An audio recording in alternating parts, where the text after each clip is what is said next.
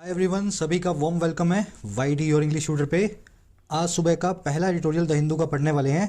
Incremental win इसका title है। ये आर्टिकल लिखा हुआ है क्लाइमेट चेंज पे, यानी कि ग्लोबल वार्मिंग पे। बहुत ही इंफॉर्मेटिव सा लिखा हुआ आर्टिकल है। शुरू करेंगे अपने क्विज के साथ में। आर्टिकल में आपको जो भी कॉन्सेप्ट सीखने को मिलेंगे इस क्विज पे आपको अप्लाई करना है। पूरे ध्यान से पढ़ो इसको। ऊपर कॉम्प्रिहेंशन के क्वेश्चंस हैं, नीचे ग्रामर के, वोकैबुलरी के, हर चीज़ आपको इनमें मिल जाएगी। मैं चाहता हूँ क्लास के लास्ट में जब मैं सॉल्यूशंस करवाऊँ, आउट ऑफ 7 आपको 7 मार्क्स मिले। शुरू करें क्लास को। चलिए आइए कुछ नया सीखते हैं।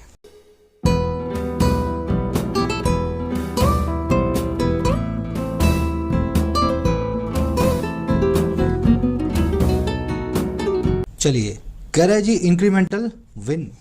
देखिए, विन का मतलब होता है जीत, यानी कि विक्ट्री, और इंक्रीमेंटल का मतलब होता है थोड़ी थोड़ी करके। आपने वो सुना होगा ना, घड़े वाला, बूंद बूंद से घड़ा भरता है। तो जो बूंद बूंद से घड़े के भरने का जो काम है ना, that is a incremental process. बिल्कुल कछुए की चाल से लगातार जब कोई काम हो, बिल्कुल थोड़ा थोड़ा करके हो, लेकिन कंसिस्टेंसी के साथ में हो, दैट इज इंक्रीमेंटल। कह रहा है ऐसी ही विन हमें भी चाहिए क्लाइमेट चेंज के ऊपर। क्लाइमेट चेंज पे होने वाली जो भी कॉन्फ्रेंस होती है उसमें थोड़ी थोड़ी इंप्रूवमेंट आए, थोड़ी थोड़ी हमें जीत मिले, ताकि लॉन्ग टर्म में कुछ अच्छा हम कर पाएं ग्लोबल वार्मिंग से लड़ने के लिए। अब इसको डिटेल में देखेंगे टाइटल पैराग्राफ से क्या कहना चाह रहा है। कह रहा है जी COP27 commits to a compensation fund but leaves important questions for later. कह रहा है जो अभी अभी इजिप्ट में होने वाली कॉन्फ्रेंस ऑफ पार्टीज नाम की कॉन्फ्रेंस थी, जिसको हम बोलते हैं COP, जो थी 27वीं। कह रहा है इस साल की जो COP कॉन्फ्रेंस थी क्लाइमेट चेंज पे, इजिप्ट वाली, वो कमिट टू करती है, वो पूरा वादा करती है। और किस चीज़ का भाई? एक कंपनसेशन के फंड का। कंपनसेशन का मतलब होता है क्षतिपूर्ति, यानी हर्जाना देना। फंड का मतलब होता है पैसा। तो हर्जाने के रूप में दिया जाने वाले एक फंड का कमिटमेंट करती है। कह रहे लेकिन ये COP27 है ना, ये छोड़ देता है, लीव कर देता है कई इंपॉर्टेंट क्वेश्चंस को, कई महत्वपूर्ण सवालों को। और किसके लिए छोड़ता भाई? फॉर लेटर, आने वाले वक्त के लिए। आ रही बात समझ में? तो बहुत चीज़ों पे तो इसमें प्रोग्रेस हुई है। एक फंड को भी बनाया गया है, गरीब देशों को भी पैसे मिलेंगे, क्लाइमेट चेंज से लड़ पाएंगे वो। लेकिन इस फंड से जुड़े हुए कई इंपॉर्टेंट सवाल, ये फंड कौन बनाएगा, कितने का होगा, कौन इसमें पैसे डालेगा, ये सवालों को अभी बाद के लिए छोड़ दिया गया है। समझ में आ गई सेंटेंस का क्या मीनिंग क्या है? COP27 जो कॉन्फ्रेंस है, ये आपका सब्जेक्ट है। इसकी पहली वर्ब है कमिट्स टू, और दूसरी वर्ब है लीव्स। सब्जेक्ट सिंगुलर है, इसलिए दोनों ही वर्ब्स सिंगुलर हैं प्रेजेंट सिंपल टेंस में। कंपनसेशन का मतलब होता है क्षतिपूर्ति, हर्जाना। जैसे आपकी गाड़ी में किसी ने गाड़ी मार दी, अब आप क्या बोलोगे उसको? भाई मेरी गाड़ी में इतने का नुकसान हुआ है, मुझे हर्जाना चाहिए। तो आप एक्चुअल में उससे कंपनसेशन मांग रहे हो, ठीक है ना। रूटीन लाइफ में यूज होने वाला वर्ड है कंपनसेशन। इसको रेपरेशन भी बोलते हैं और रिकम्पेंस भी बोलते हैं। रेपरेशन में आप अपनी गाड़ी को रिपेयर करवाओगे, इसीलिए आप हर्जाना मांग रहे हो। आ रही ना बात समझ में? तो हर्जाने को रेपरेशन इसलिए बोला जाता है क्योंकि इसमें एक रिपेयर का एलिमेंट होता है, और रिकम्पेंस तो कंपनसेशन से ही बना है। चलिए, वर्ड को दिमाग में कनेक्ट करने की कोशिश करो। अलग अलग करके 3 वर्ड्स याद करोगे तो मुश्किल होगा, एक साथ दिमाग में बिठाओगे तो बैठ जाएंगे। अब जल्दी से इन वर्ड्स की सीरीज को आगे बढ़ाते हैं। सारे इंपॉर्टेंट वर्ड्स इस आर्टिकल के मैं एक साथ आपको एक ही शीट में दिखा देता हूँ, ताकि आप इसको स्मूथली पढ़ सकें। और उसी के साथ में मॉक टेस्ट के लिए आप सभी को मैं रेफर करता हूँ textbook.com। आपने रिसेंटली फील किया होगा कि टेक्स्ट बुक का जो पास है, 400 रुपये का पास अब हो चुका है 500 रुपये का। अब जिन लोगों ने पुराने प्राइसेस को मिस कर दिया था, बहुत ही अच्छा मौका है अगले 2 दिनों के लिए। सीधे सीधे आधी कीमत पे आप 1 ईयर पास को अवेल कर सकते हैं। याद रखें, 2 दिन का ऑफर है ये। टेक्स्ट बुक के लिंक पे जाओ, कमेंट सेक्शन में रखा है। 400 रुपये का पास आपको दिखाएगा 299 में। इस प्राइस पे ले लेना डिस्काउंट, जाना कूपन कोड लगाना YD10। जैसे इस कोड को अप्लाई करोगे, 299 वाला पास भी आपको मिलेगा 270 के अंदर। 49,000 मॉक टेस्ट हैं, 600 एग्जाम कवर्ड हैं, सिंगल पास है, 1 साल की वैलिडिटी है। पैसे को सेव करें। अगर वास्तव में टेक्स्ट बुक पास लेने वाले थे, this is the right time. कल छोड़ा था हमने पैलेटेबल पे, आज शुरू करेंगे डिसाइसिव से। देखो, डिसाइसिव वर्ड आपको ना भी आता हो, इसको देख के कौन सा वर्ड इससे मिलता जुलता आपको याद आता है? डिसीजन। डिसाइसिव क्या होता है? डिसीजन। तो डिसीजन को हिंदी में बोलते हैं निर्णय, और डिसाइसिव का मतलब होता है निर्णायक। ऐसी चीज जिसमें कुछ फाइनल निकले, कुछ कंक्लूजन निकले, कुछ डिसीजन निकले, कुछ मोमेंटस चीज हो, उसको बोलते हैं decisive. The government must take a decisive action on population control. सरकार को एक निर्णायक कदम उठाना होगा पॉपुलेशन कंट्रोल को लेकर के, आबादी पे कंट्रोल को लेकर के। जब 3 मैचों की श्रृंखला होती है, सीरीज होती है क्रिकेट में, पहला और दूसरा मैच दोनों टीम्स जीत जाती हैं 1-1 से, तो तीसरा मैच जो होता है वो डिसाइसिव मैच होता है, क्योंकि उससे क्या होगा, पूरी सीरीज का फाइनल डिसीजन आउटकम निकलेगा, है ना। तो डिसाइसिव इस तरीके से याद रखा जा सकता है। चलिए वर्ड आर्टिकल में आएगा डिसाइसिव, कंक्लूसिव। अगला वर्ड हमारे पास इंपॉर्टेंट वर्ड है रैंकर। आप कितने भी एग्जाम उठा लो पिछले 20-25, ये वर्ड आपको कम से कम 10 बार पूछा हुआ मिल जाएगा एसएससी बैंक से एग्जाम्स में। कुछ वर्ड्स ऐसे होते हैं जो एग्जामिनर जब भी, समझ रहे हो ना, बार बार रिपीट करता है वो वर्ड्स। रैंकर, रैंकर का मतलब होता है घृणा, हेट्रेड, किसी के लिए नफरत, किसी के लिए दुश्मनी, इसीलिए इसको एक्रीमनी, एनिमोसिटी, बिटरनेस और रिसेंटमेंट भी बोलते हैं। एनिमोसिटी का मतलब है दुश्मनी, एक्रीमनी का मतलब है कड़वाहट, बिटरनेस कड़वाहट, रिसेंटमेंट मतलब किसी के लिए गुस्सा, मन में दबा हुआ गुस्सा। तो ये सारे रैंकर के सिनोनिम है। आज आप इसका सिनोनिम आर्टिकल में देखेंगे acrimony. The rancour between the two families has kept them from talking to each other for decades. जो रैंकर है, जो कड़वाहट है दोनों परिवारों के बीच में, बिटवीन द टू फैमिलीज, उसने उनको कीप फ्रॉम किया है। कीप फ्रॉम एक फ्रेजल वर्ब होती है, इसका मतलब होता है किसी को कोई काम करने से रोकना। तो इस कड़वाहट ने इन दोनों फैमिलीज को रोका है इस काम को करने से, और वो काम है टॉक टू ईच अदर, एक दूसरे से बात करना, पिछले कई दशकों से, पिछले कई सालों से। अब ये कीप फ्रॉम जो यहाँ देख रहे हो ना, ये आर्टिकल में भी आएगा, तो यहीं पे देख लेना, यहीं से आपको आर्टिकल को कनेक्ट कर लेना है। रैंकर नाम का वर्ड आर्टिकल में देखोगे। अगला वर्ड है सस्टेनेंस। सस्टेनेंस वर्ड बना है सस्टेन से। सस्टेन एक वर्ब होती है। तो सस्टेनेंस कौन सी चीज़ है, जो आपको सस्टेन करने में मदद करे, और सस्टेन का मतलब होता है सर्वाइव करना या जीना। अब मुझे बताओ, जीने के लिए कौन सी चीज़ मददगार है? हवा पानी को छोड़ दो, उसके बाद आपका लाइवलीहुड यानी कि आपका रोजगार। सस्टेनेंस का मतलब होता है आपका bread and butter, your livelihood, ठीक है, रोजगार, लाइवलीहुड। इसको ऑक्यूपेशन, सबसिस्टेंस या सपोर्ट भी बोलते हैं। आज सस्टेनेंस का सिनोनिम लाइवलीहुड, रोजगार आर्टिकल में देखेंगे। Fishing is the primary sustenance और livelihood of the people living near the sea shores. Fishing जो है वो प्राइमरी सस्टेनेंस होता है, रोजगार होता है उन लोगों का जो सी शोर्स के किनारे रहते हैं, समुद्र के किनारे के आसपास रहते हैं। अगला वर्ड है कैटालिस्ट। अगर आपने केमिस्ट्री पढ़ी है कॉलेज में या स्कूल में भी अच्छे से पढ़ी हो तो कैटालिस्ट वो चीज़ें होती हैं जो किसी केमिकल प्रोसेस को तेज करती हैं। वैसे तो प्रोसेस करने में 10 घंटे लगते हैं दो केमिकल्स को, कैटालिस्ट को डाल दिया, अब वो 10 घंटे का काम जो है आधे घंटे में हो रहा है। तो कैटालिस्ट क्या होता है, एक मोटिवेटर होता है। तो साइंस की लेबोरेटरी के बाहर भी अगर कोई चीज़ आपको मोटिवेट करती हो तो वो आपके लिए कैटालिस्ट बन जाती है, समझ रहे हो ना। स्टिमुलेंट जो आपको स्टिमुलेट करे, इम्पिटस मतलब किसी काम को करने के लिए दबाव या पुश, अंदर का मोटिवेशन, ये सब आपके कैटालिस्ट हैं। A delay in providing wages to the workers acted as a catalyst to the strike. एक देरी जो थी वेजेस को देने में, वेजेस समझते हो ना, किसी को जो अपने उसके देते हो, तो डिले जो आया वेजेस को प्रोवाइड करने में वर्कर्स को, मजदूरों को, उसने कैटालिस्ट की तरह काम किया, एक मोटिवेटर की तरह काम किया इस स्ट्राइक के लिए, पूरी हड़ताल के लिए। तो ये वर्ड आर्टिकल में देखेंगे कैटालिस्ट। अगला वर्ड है हमारे पास रिकम्पेंस, ये आपको करवा दिया मैंने, कंपेंसेशन, हर्जाना, जुर्माना, है ना, सब इसके सिनोनिम्स हैं। The airline will have to recompense the passengers for cancelling the flight. Airline को जरूरत पड़ेगी रिकम्पेंस करने की, हर्जाना देने की पैसेंजर्स को फ्लाइट्स को कैंसिल करने के लिए। रिकम्पेंस एक नाउन भी है, रिकम्पेंस एक वर्ब भी है ना। इसका सिनोनिम जो कंपेंसेशन देख रहे हो आप, ये एक नाउन होता है, आर्टिकल में आएगा।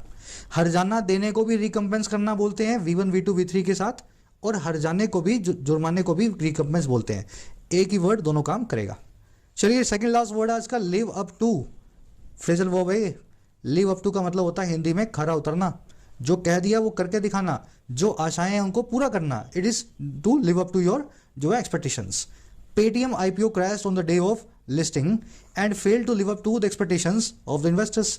पेटीएम का IPO क्रैश कर गया अपने लिस्टिंग के दिन ही, और वो फेल कर गया, नाकामयाब रहा खरा उतरने में आशाओं पर इन्वेस्टर्स की। लिव अप टू को डिलीवर ऑन या मेक गुड ऑन भी बोलते हैं। इस फ्रेजल वर्ब को आर्टिकल में देखेंगे। मेक गुड ऑन जो है ना, इसका सिनोनिम वो आप देखेंगे आर्टिकल में। चलिए हर वर्ड को अपने सिचुएशन से कनेक्ट कर लो। I will try to live up to the expectations of my family. मैं कोशिश करूंगा खरा उतरने पे मेरे परिवार की आशाओं पे। ऐसे दिमाग में बिठाओगे, वर्ड दिमाग में बैठेंगे। लास्ट वर्ड है बायोडाइवर्सिटी। बायो का मतलब है जिंदगी, लाइफ। डाइवर्सिटी का मतलब है विविधता। तो किसी एरिया में जितनी भी लाइफ पाई जाती है, उस लाइफ की वैरायटी को हम बोलते हैं बायोडाइवर्सिटी। जैसे किसी एरिया में चीते भी पाए जाते हैं, हाथी भी पाए जाते हैं, जैस्मिन का पत्ता भी पाया जाता है, फूल भी पाया जाता है, गुलाब के कांटे भी हैं, समझ रहे हो। तो वो उस एरिया की बायोडाइवर्सिटी है, किसी भी एरिया का specific group of animals and जो है vegetation. Coastal areas are always famous tourist attraction due to their unique biodiversity. समुद्री किनारे हमेशा फेमस टूरिस्ट अट्रैक्शन होते हैं अपनी अजीब या यूनिक बायोडाइवर्सिटी की वजह से। तो बायोडाइवर्सिटी नाम का वर्ड आर्टिकल में आएगा। अब देखो इसके लिए एक एडवांस वर्ड है, one word, flora and fauna.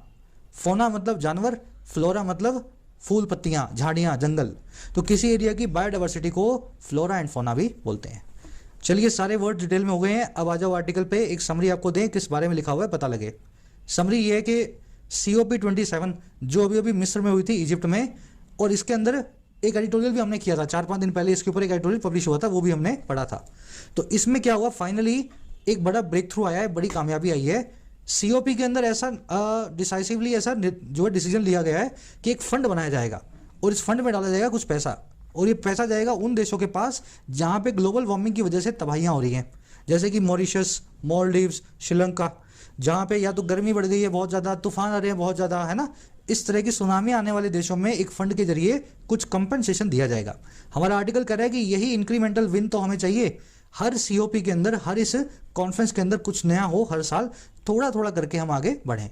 बस बावजूद इसके होने की एक छोटी सी कमी रह गई, इस फंड के बारे में कुछ इंपॉर्टेंट क्वेश्चंस का जवाब नहीं दिया गया। ये फंड कब बनाएंगे, कौन इसमें पैसे डालेगा, कितने पैसे डाले जाएंगे, कब लोगों को मिलेगा। कह रहे अगर ये भी दे देते तो ये अपने आप में सोने पे सुहागा हो जाता।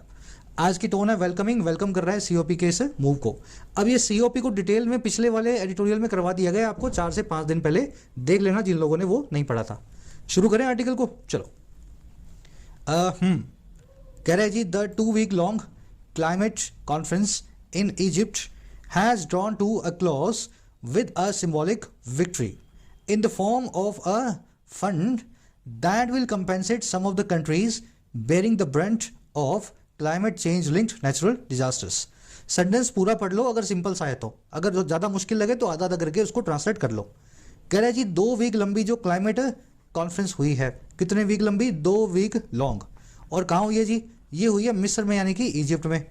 कह रहा है ये जो कॉन्फ्रेंस है ना 2 वीक वाली, ये ड्रॉन टू ए क्लोज कर चुकी है। अब ये होता है इंग्लिश में एक phrase, draw to a close, किसी चीज का अंत होना, किसी चीज का फाइनल आउटकम आना। तो कह रहा है इसका हैज ड्रॉन टू क्लोज हो चुका है, फाइनल आउटकम आ चुका है, हैज प्लस में वर्ब की थर्ड फॉर्म लगा के। कह रहा है और कैसे आया है, ये सारा जो फाइनल आउटकम आया है, ये आया है एक सिंबॉलिक विक्ट्री के जरिए, एक प्रतीकात्मक जीत के जरिए। और ये जीत कैसी है, ये सिंबॉलिक ही है, रियल नहीं है, सिंबॉलिक है। और ये जीत आई है इस फॉर्म में, इस रूप में, इन द फॉर्म ऑफ एक फंड की, एक समझ गए ना, किटी की, एक पर्स की। कह रहा वो वाला फंड दैट विल कंपेंसेट, जो देगा हर्जाना, और किसको देगा भाई, कुछ एक कंट्रीज को देगा, सम ऑफ द कंट्रीज। और कौन सी कंट्रीज, जो कर रही हैं bear the brunt of. Bear the brunt of का मतलब होता है किसी चीज के बैड कॉन्सिक्वेंसेस को फील करना। जो कंट्रियां जो सह रही हैं बुरे कॉन्सिक्वेंसेस को, परिणामों को, क्लाइमेट चेंज से जुड़े हुए लिंक्ड नेचुरल डिजास्टर से, प्राकृतिक आपदाओं से। लंबा सेंटेंस, बिल्कुल आसान। 2 वीक की कॉन्फ्रेंस, फाइनल अपना डिसीजन लेकर के आ गई।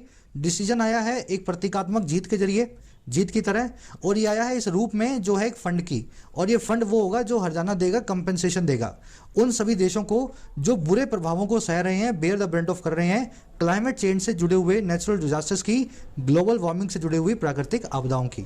अब इसकी स्ट्रक्चर देख लो सेंटेंस की।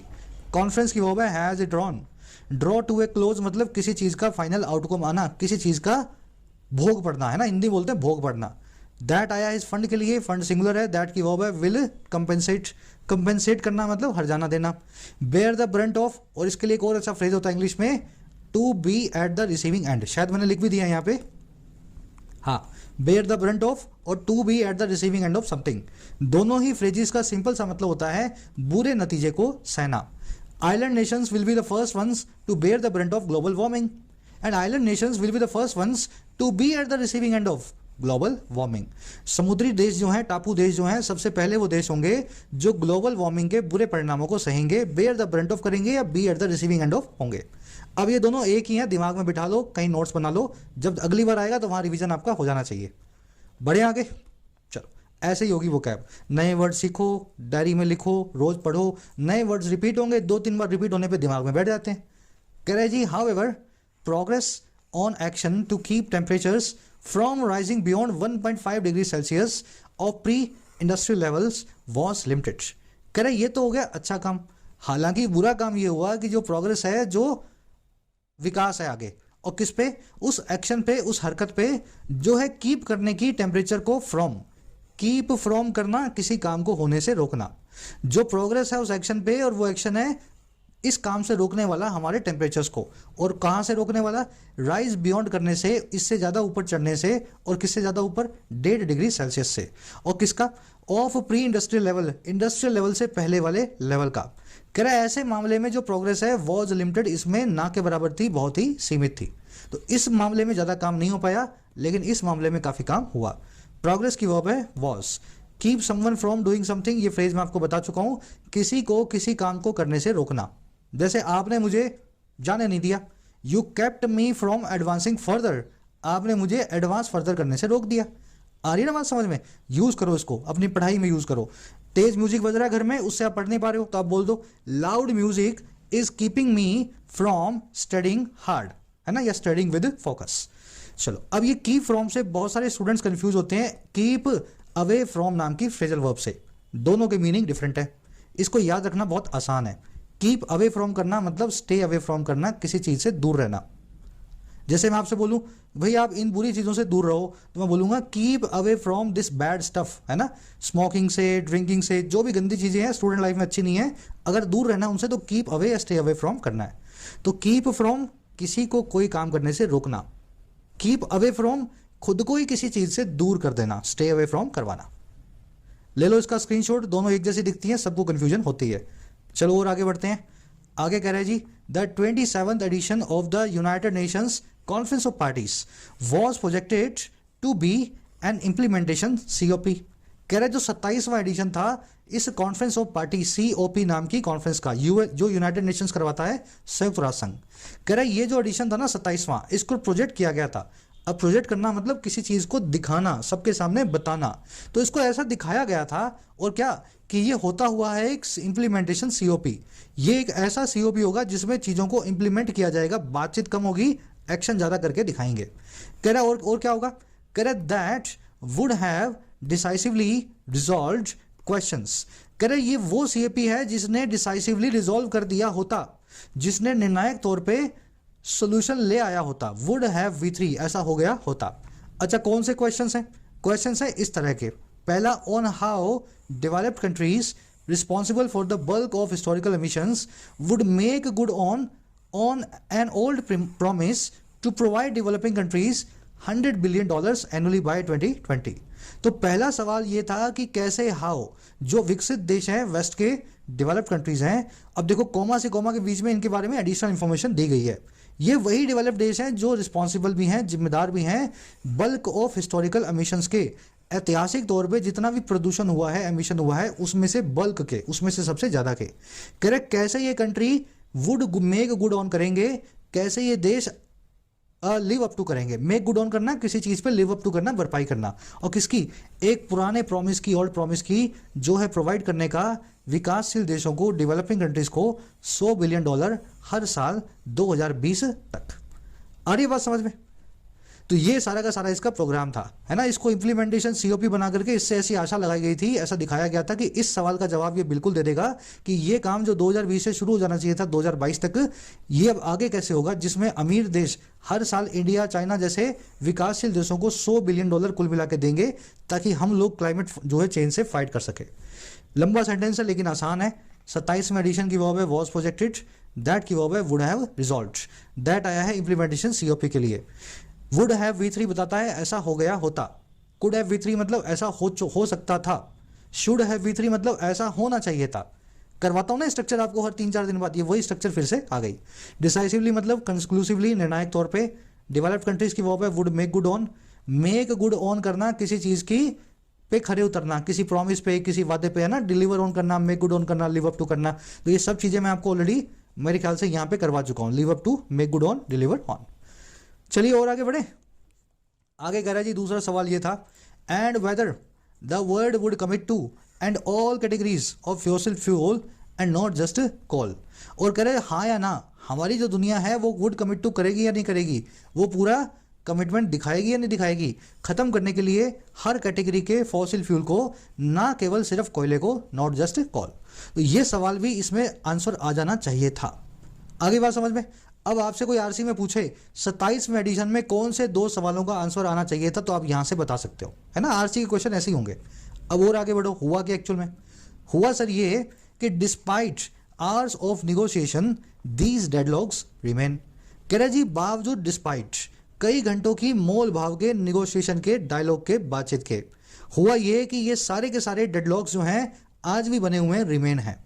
रिमेन का मतलब बने रहना, डेडलॉक का मतलब होता है ऐसे पॉइंट्स जिस पे कोई प्रोग्रेस ना आ सकती हो। Deadlock, gridlock, standoff, logjam, Hindi बोलते हैं गतिरोध, है ना, ऐसी चीज जिसका कोई सोल्यूशन ना निकले, स्टेलमेट की तरह हो। तो आज भी ये सब के सब मुद्दे बने हुए हैं, इनका कोई जवाब नहीं निकला कई घंटों की निगोशिएशन के बाद। डेडलॉक्स ही वो है, रिमेन। अच्छा और क्या हुआ जी? कह रहे जी COP27 will suddenly be remembered as the COP of loss and damages L&D। कह रहे जो COP27 है ना, जिसको हमने इम्प्लीमेंटेशन COP भी बोला था, आ रही बात समझ में? कह रहे ये COP27 जो है ना सडनली रिमेंबर किया जाएगा पैसिव वॉइस लगा के फ्यूचर में, विल बी रिमेंबर्ड। और कैसे रिमेंबर होगा? ये होगा COP of L&D, COP of loss and damages. आई बात समझ? अब ये क्या होता है L&D आपको आगे बता देगा। तो COP इसकी वर्ब है, विल बी रिमेंबर्ड। अब आपसे कोई आरसी में सवाल पूछे कि भाई लॉस एंड डैमेजेस COP और इम्प्लीमेंटेशन COP में क्या सिमिलरिटी है, तो आप बोलोगे कि दोनों ही COP जो हैं 27वें COP के ऑल्टरनेटिव नेम्स हैं, है ना। आरसी का क्वेश्चन ऐसे सॉल्व होगा। अब और आगे बढ़ो, आगे कह रहे हैं जी a nearly 3 decade old movement first initiated by the island nation of Vanuatu and the alliance of small island states has come to a partial fruition. कह रहे लगभग 3 decade ओल्ड एक जो मूवमेंट है, 3 दशक पुराना एक जो अभियान है, यही वाला L&D। कह रहे ये जो अभियान है ना, जिसको सबसे पहले इनिशिएट किया गया था, शुरू किया गया था एक आइलैंड नेशन वनातू के द्वारा और एक alliance of small island states के द्वारा। कह रहे ये जो मूवमेंट है ना, ये हैज कम हो चुकी है और कहाँ आ चुकी है? पार्शियल फ्रूइशन की तरफ। पार्शियल का मतलब है आंशिक, फ्रूइशन का मतलब होता है किसी चीज़ की फ्रूटफुलनेस, किसी चीज़ की यूटिलिटी, किसी चीज़ का रियलाइजेशन। आपने कोई सपना सोचा, उस पर काम किया, एक दिन वो सपना साकार हो गया, तो आप बोलोगे आज मेरे सपने का फ्रूइशन हुआ है, मेरे सपने के जो है पेड़ पे फल लगे हैं, है ना। फ्रूइशन जो है फ्रूटफुलनेस से जुड़ा हुआ है, पेड़ में फल लगने से। इसको रियलाइजेशन या एक्चुअलाइजेशन, साकार करना भी बोलते हैं। तो इस तरीके से 27 साल बाद ये सपना जो है साकार हुआ इस फंड को बनाने का। मूवमेंट की वर्ब है हैज कम, पार्शियल फ्रूइशन आपने देख लिया।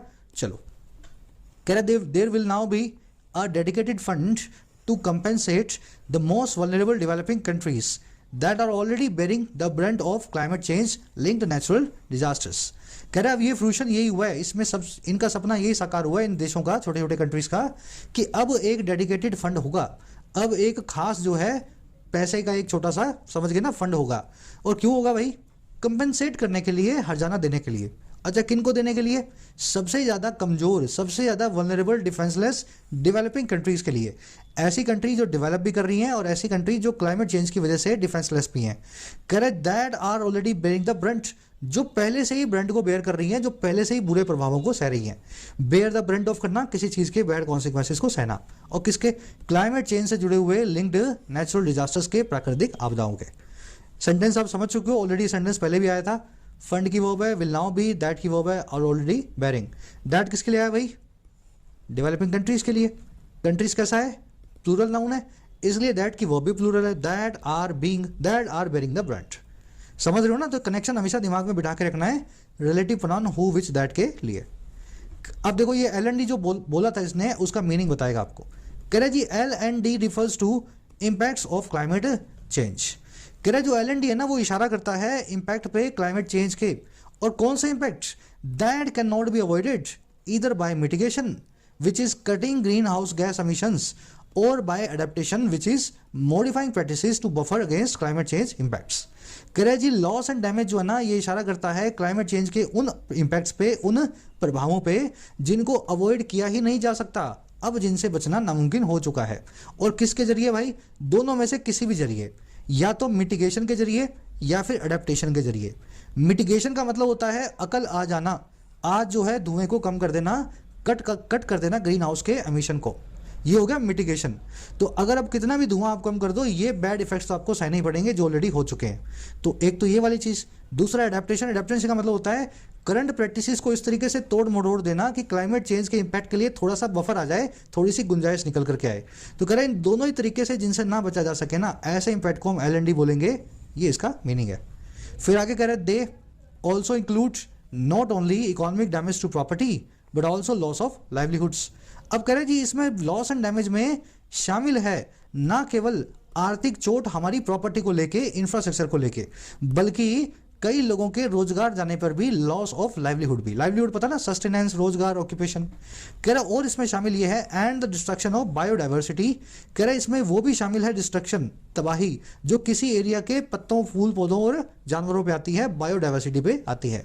और आती है उन साइट्स पे दैट हैव कल्चरल इंपॉर्टेंस, ऐसी जगहों पे, साइट्स पे जिनका सांस्कृतिक तौर पे कुछ इंपॉर्टेंस है, कुछ महत्वपूर्णता है।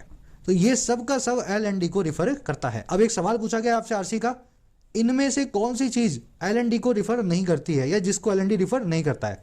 तो ये सब चीजें आपने देख ली ना भाई, मिटिगेशन के इफेक्ट जो है, एडेप्टेशन के इम्पैक्ट जो है, इकोनॉमिक डैमेज जो है, लॉस ऑफ लाइवलीहुड जो है, लॉस ऑफ बायोडाइवर्सिटी जो है, डिस्ट्रक्शन टू साइट जो है, ये सब की सब चीजें इसका पार्ट है। तो यहां से इसका आंसर आपको कर देना है। चलो अब आगे बढ़ते हैं।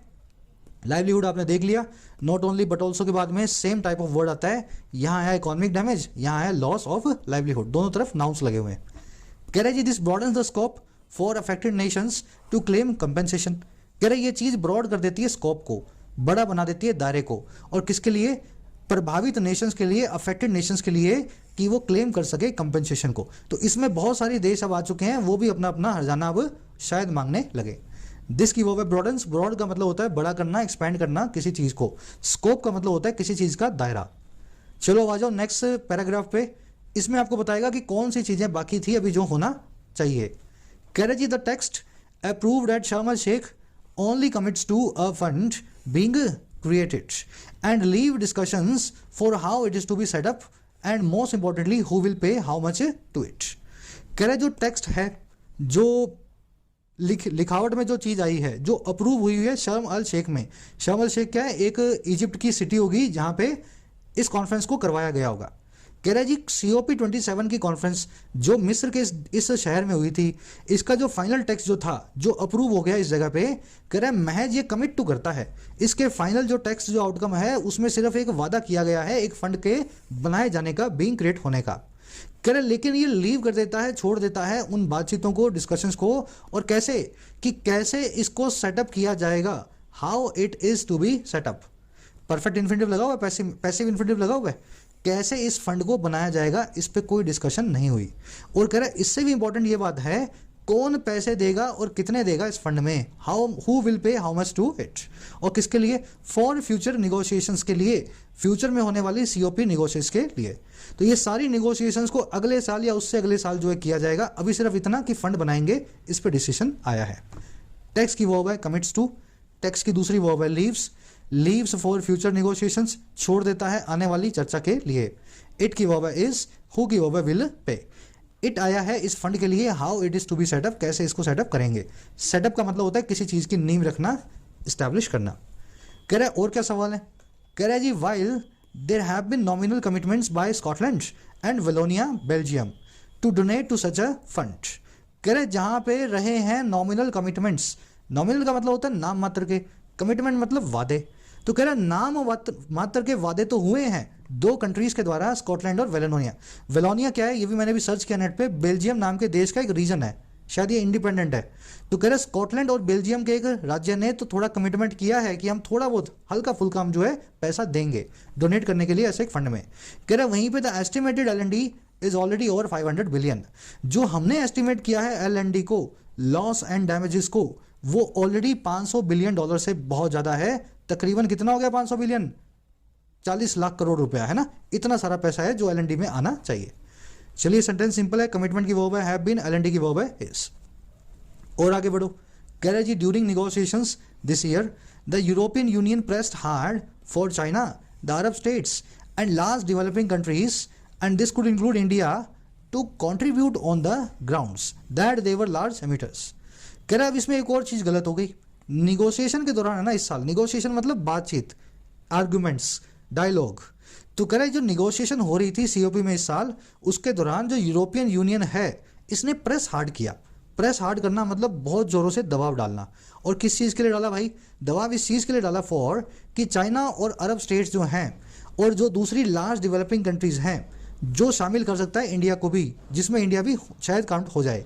कह रहा है इसने हार्ड ये किया इन सब के लिए कि ये भी कंट्रीब्यूट ऑन करें, ये भी कुछ भागीदारी दें, जो है भागीदार बने, और किस पे, ऑन द ग्राउंड्स, इस आधार पे, ऑन द ग्राउंड्स, और किस आधार पे, that they were large emitters, कि वो भी बड़े बड़े पोल्यूशन वाले कंट्रीज हैं, लार्ज एमिटर हैं वेस्ट की ही तरह।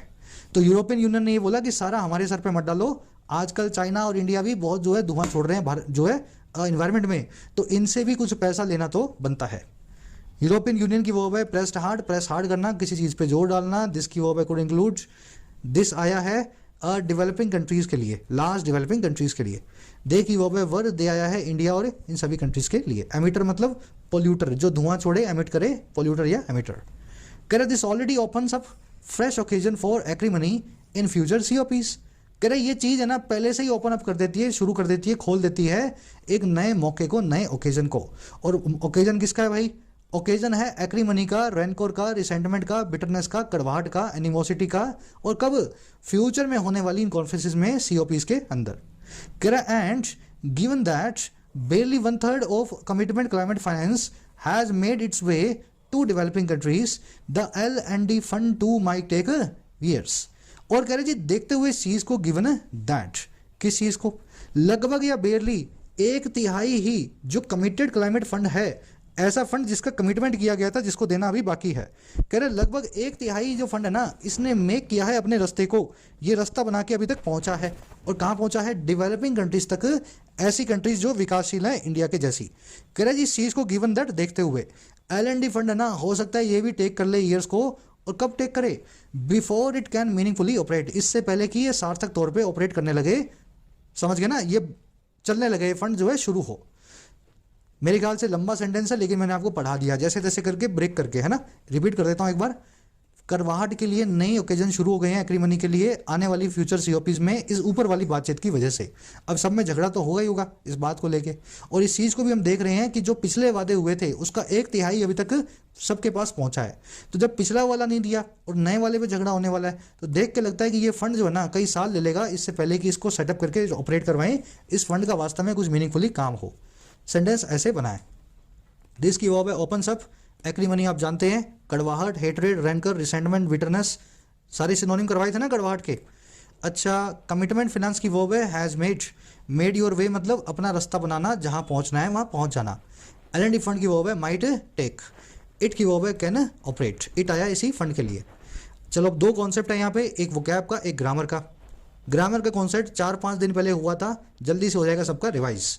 कॉन्सेप्ट ये कहता है कि जब भी कोई रेशो ऐसा निकले 1/3, 1/4, 1/5, 1/7, 1/8, जिसके शुरू में 1 आता हो, तो वो रेशो हमेशा सिंगुलर होगा, उसके आगे कभी भी एस को नहीं लगाया जाएगा। तो पहला कॉन्सेप्ट तो ये। और अगर कोई ऐसा आपके पास फ्रैक्शन हो जिसमें शुरू में 1 ना आ रहा हो, 2/3 हो, 3/5 हो, 4/7 हो, 3/7 हो, जिसके शुरू में 1 ना आ रहा हो वो हमेशा प्लूरल होगा, उसके पीछे हमेशा एस आएगा। तो उसको मैं आपको करके दिखा देता हूँ। 3/7 of the land in this area is या are owned by the government. 3/7 जो लैंड है इस एरिया की सरकार के द्वारा ओन की जाती है। 3/7 क्या है यहाँ पे? 3/7 कुछ भी नहीं है, 3/7 यही तो है। इसी को हमने वर्ड फॉर्म में लिख दिया 3/7। तो जब आपको वर्ड फॉर्म में लिखा हुआ कोई फ्रैक्शन मिले और उसके शुरू में 1 ना आ रहा हो, तो वो फ्रैक्शन को आपको प्लूरल बनाना है। तो मैं क्या लिखूंगा? 3/7 लिखूंगा। मैं सर यहाँ लिखने वाला हूँ, इसको कॉपी कर लेता हूँ यहाँ से एस को और यहाँ लगा देता हूँ। मैं लिखने वाला हूँ यहाँ 3/7। समझ रहे हो कॉन्सेप्ट को? और यहाँ देखो 1/5 लिखा हुआ है, 1/5 of the aspirants crack the examination. 1/5 aspirants ने एग्जाम को क्रैक किया है, हैज या हैव क्रैक द एग्जामिनेशन। तो 1 आ रहा है शुरू में, 1/5 का मतलब क्या हो गया? 1/5। तो जब इसको वर्ड में लिख रहे हो, फ्रैक्शन को वर्ड में लिख रहे हो, तो उस केस में 1/5 नहीं लिखोगे, आप लिखोगे 1/5। अब सवाल ये आता है सर इनकी वर्ब कैसी होगी? यहाँ पे एस लगाना है, यहाँ नहीं लगाना है, तो हम समझ गए। वर्ब कैसी आएगी? देखो वर्ब का इस फ्रैक्शन से कोई कनेक्शन है ही नहीं। इस ऑफ के बाद में जो नाउन है ना, जो नाउन है उसके हिसाब से वर्ब लगेगी। यहाँ पे नाउन है लैंड, यहाँ पे नाउन है एस्पायरेंट्स। अगर तो वो प्लूरल नाउन है तो प्लूरल वर्ब लगा दो, और अगर सिंगुलर नाउन है या अनकाउंटेबल नाउन है तो सिंगुलर वर्ब लगा दो। समझ गए? वर्ब जो आएगी ना वो फ्रैक्शन के हिसाब से आती ही नहीं। वर्ब आती है फ्रैक्शन के बाद में रखे हुए, ऑफ के बाद में रखे हुए नाउन के हिसाब से। अगर ऑफ के बाद रखा हुआ नाउन सिंगुलर है तो वर्ब सिंगुलर, अगर वो अनकाउंटेबल है तब भी वर्ब सिंगुलर, अगर वो प्लूरल है तो वर्ब प्लूरल। लैंड को काउंट नहीं किया जा सकता तो यहां लिखूंगा इज, ये लिखूंगा ना इज। और एस्पायरेंट जो है प्लूरल है, काउंट किया जा सकता है तो यहां लिखूंगा हैव। तो ये है कॉन्सेप्ट आपका ग्रामर का आज का, इसको ध्यान में रखना, क्विज में क्वेश्चन आएंगे। अब फटाफट से मैं आपको कई सारे वन वर्ड दिखा रहा हूं। एक्रीमनी तो आपने देख लिया, हैजेमनी, मैट्रीमनी, पेट्रीमनी, एलिमोनी, पेलीमोनी, पार्सीमोनी, टेस्टिमोनी और हारमनी। जितने आते हैं कमेंट्स में डालो, लिख करके डालोगे दिमाग में बैठेंगे, फिर मैं एक एक करवा रहा हूं, दिमाग में बिठा लेना। हैजीमनी मतलब लीडरशिप, ठीक है। हैजेमोन मतलब लीडर, हैजीमनी मतलब लीडरशिप। मैट्रीमोनी मतलब मैरिज, इसीलिए मैट्रीमोनियल वेबसाइट पे आप रजिस्टर करते हो अपनी शादी के लिए, क्योंकि वो मैरिज की वेबसाइट होती हैं। पैट्रीमोनी मतलब पैटर्नल विरासत, ठीक है, जो आपको अपने पापा से मिले, अपने फादर की फैमिली से मिले, पैटर्नल विरासत को बोलते हैं जो है पैट्रीमनी। विरासत को लेगेसी भी बोलते हैं और हेरिटेज भी बोलते हैं, ठीक है, हेरिटेज। अगला वर्ड है एलिमनी। एलिमनी मतलब आपके एक्स हस्बैंड या एक्स वाइफ को अगर आप गुजारा भत्ता देना पड़े आपको कोर्ट की तरफ से, दैट इज कॉल्ड एलिमनी। तो सबसिस्टेंस अलाउंस बोलते हैं इसको, subsistence allowance to your ex husband और वाइफ। अब जनरली एलिमनी जो है वाइफ को दी जाती है, क्योंकि हस्बैंड तो सभी के काम करते ही होते हैं, वाइफ ज़्यादातर काम नहीं करती है, तो हमारा कोर्ट सिस्टम जो है वाइफ को ही गुजारा भत्ता दिलवाता है, हस्बैंड को नहीं दिलवाता, ठीक है। तो एलिमनी इस वर्ड को बोलते हैं। अगला वर्ड है पेलीमनी। ये सब्सिस्टेंस अलाउंस ही होता है, सब्सिस्टेंस अलाउंस, लेकिन आपकी वाइफ को या हस्बैंड को नहीं, आपकी गर्लफ्रेंड को या बॉयफ्रेंड को। एक लिव इन रिलेशनशिप में अगर कोर्ट आपको बोले कि सेपरेशन के बाद में आपकी एक्स गर्लफ्रेंड को या एक्स हस्बैंड को, एक्स बॉयफ्रेंड को आपको कुछ देना पड़ेगा, यहाँ लिख देता हूँ, उसको बोलते हैं पेलीमनी। अभी इंडिया में ज़्यादा नहीं आया है वर्ड, लेकिन फॉरेन कंट्रीज में तो बहुत चलता है। लिव इन रिलेशनशिप जहाँ होती है, कोर्ट में मामला जाने पे पेलीमनी दी जाती है कोर्ट की तरफ से, ये बनती है पार्टनर के लिए। पार्सीमनी, पार्सीमनी का मतलब होता है कंजूसी, इसको हिंदी में बोल सकते हैं, इंग्लिश में बोल सकते हैं स्टिंजीनेस, ठीक है, कंजूसी, टाइट फिस्टेडनेस, पार्सीमनी। पार्सीमोनियस वो आदमी होता है जो बड़ा कंजूस होता है। अगला वर्ड है टेस्टिमनी। टेस्टिमनी का मतलब होता है गवाही, एविडेंस, एविडेंस। और लास्ट वर्ड है हार्मनी। हार्मनी का मतलब होता है सद्भाव, आपसी कोऑपरेशन, कोऑपरेशन। तो ये मोनी मोनी मोनी वाले वर्ड हैं सारे, एक साथ करवा दिए। जिंदगी में जहां भी ये वर्ड मिलेंगे, इन्हीं 10 वर्ड में से एक वर्ड आपको मिलेगा। बना लो प्यारे प्यारे साफ साफ सुंदर सुंदर नोट्स, आगे बढ़ते हैं, ठीक है। स्क्रीनशॉट ले लेना इसका। आगे क्या कह रहा है जी, आगे कह रहा है, कहाँ थे अपने, कह रहा है जी while the gain is incremental, countries ought not to lose momentum and must work harder to ensure। कह रहे जहाँ जो गेन है वो इंक्रीमेंटल है, जो भी हमें थोड़ा सा नफ़ा मिला है वो थोड़ा सा ही है, ज़्यादा नहीं है, इंक्रीमेंटल है। कह रहे वहीं पे कंट्रीज़ को लूज नहीं करना चाहिए मोमेंटम को, जो संवेग हमने अभी तक बनाया है 27 कॉन्फ्रेंस में, उसको हमें नहीं खोना चाहिए। और कह रहे इनको मस्ट वर्क करना चाहिए, काम करना चाहिए और ज़्यादा हार्डर और ज़्यादा कड़ा, ताकि ये इंश्योर कर सके, इस चीज़ को पक्का कर सकें। अब किस चीज़ को, that COPs remain credible catalyst and are not occasions for pyrrhic victories. कि जो भी COPs हैं ये बने रहते हैं भरोसेमंद कैटलिस्ट, मोटिवेटर्स, स्टिमुलेंट्स, ना कि ये ओकेजन बनते हैं पिरिक विक्ट्रीज के लिए। पिरिक विक्ट्री कौन सी विक्ट्री होती है, ऐसी विक्ट्री जिसके अंदर आपको जीत तो मिले लेकिन उसमें आपका इतना नुकसान हो जाए कि वो जीत भी आपको हार जैसी लगे। तो ऐसा COP के साथ ना हो। इंडिया और चाइना और US और UK अगर आपस में लड़ते रहे, सभी को हार मिल रही है, मान लीजिए आखिर में जाकर के सबकी बात मान ली भी गई, तब तक कहीं इतनी देरी ना हो जाए कि जीतने के बाद भी कोई कंट्री हारने जैसा फील करे, क्लाइमेट इतना बदल जाए तब तक। तो एक पिरिक विक्ट्री नाम का वर्ड हमने बनाया हुआ है ऐसी जीत के लिए। चलिए यहीं रैपअप करेंगे। कंट्रीज़ की वर्ब है और नॉट टू लूज, गेन की वर्ब है इज, कंट्रीज़ की दूसरी वर्ब है मस्ट वर्क, COPs की वर्ब है रिमेन और आर। ओट के बाद में हमेशा जब भी आपको नोट लगाना है तो टू से पहले लगाएंगे, ओट टू नॉट नहीं होता, ओट नॉट टू, है ना, स्ट्रक्चर को याद रखना है, ओट नॉट टू। चलिए अब आ जाओ अपने क्विज पे। थोड़ा सा लंबा सेशन था आज का, कॉन्सेप्ट भी बहुत सारे थे। सबसे पहले आपसे पूछा है कि उस फंड का क्या साइज है जो COP 27 में डिसाइड किया गया बनाने के लिए। जिसने आर्टिकल ध्यान से पढ़ा है ना वो भी बता देगा उस फंड का क्या साइज है। कोशिश कर लो एक बार, फर्स्ट कमेंट में आंसर डाल रहा हूँ इसी वीडियो के नीचे, वहाँ से जाके चेक कर लेना। सेकंड में आपसे पूछा है लॉस एंड डैमेजेस का इनमें से कौन से चीज़ पार्ट नहीं है। तो वो सब चीज़ें आपको करवाई गई हैं लॉस एंड डैमेजेस में। देख के बता दो इनमें से कौन सी चीज़ उसका हिस्सा नहीं बन रही है। पहले खुद से ट्राई करो, फिर मेरे आंसर से अपने वाले को मिला लेना। तीसरा आपसे पूछा है हेजेमनी और पहले मनी के बीच में क्या डिफरेंस होता है। वन वर्ड्स हैं, बिना ऑप्शन के आंसर के आपको डालना है आंसर, बिना ऑप्शंस के, है ना। हेजेमनी और पहले मनी का मीनिंग बता दो, आंसर निकल आएगा। फिर आपसे पूछा है बायोडाइवर्सिटी किसी एरिया में जो होती है उसके लिए कौन सा स्पेसिफिक वर्ड यूज करेंगे, तो ये भी आपको मैंने करवाया था वन वर्ड में। 5वें 6वें में 2 एरर्स मिलेंगी। पहली एरर मिलेगी आपको यहाँ पे इसके आसपास, और दूसरी एरर मिलेगी आपको इसकी वजह से। अब ये जो कॉन्सेप्ट है पहला वाला, ये मैं आपको आज करवाने वाला था, लेकिन क्लास लंबी होने की वजह से मैंने इसको कर दिया मिस। लेकिन ये पिछली 4-5 क्लासेस में करवाया गया है। कब मेजरमेंट को कैसी वर्ब देनी है वो वाला कॉन्सेप्ट ऑलरेडी हो चुका है, तो आज नहीं करवाया मैंने। अब जाओगे तो आपको यहाँ मिल जाएगा, कहीं रखा भी होगा, है ना, यहाँ से आपको कहीं पे मिल भी जाएगा पूरा कॉन्सेप्ट। तो हमने किया नहीं आज, लेकिन आपको आना चाहिए क्योंकि ऑलरेडी इसको कर चुके हैं, और इसी पे बेस्ड ये वाली एरर है, इसको आपको तैयार करना है। लास्ट में आपसे पूछा है live up to phrasal verb का क्या मीनिंग होता है, ऑलरेडी जानते हैं आप। इसके 2 मीनिंग आपको बताने हैं लिव अप टू के। सभी क्वेश्चंस के आंसर इसी वीडियो के नीचे कमेंट सेक्शन में रखें। आउट ऑफ 7 कितने मार्क्स मिले जरूर से बताना। मुलाकात लूंगा आपसे कल। कोर्सेज भी ऐप पे अवेलेबल हैं, मेहनत करो, कंटेंट बहुत है, सिर्फ आपके मेहनत की जरूरत है। कोई भी क्वेरी हो एसएससी बैंकिंग या यूपीएससी कोर्स के लिए ऐप के ऊपर, तो ये नंबर है टीम का, व्हाट्सअप करके आप टीम से बात कर सकते हैं। Until then signing out.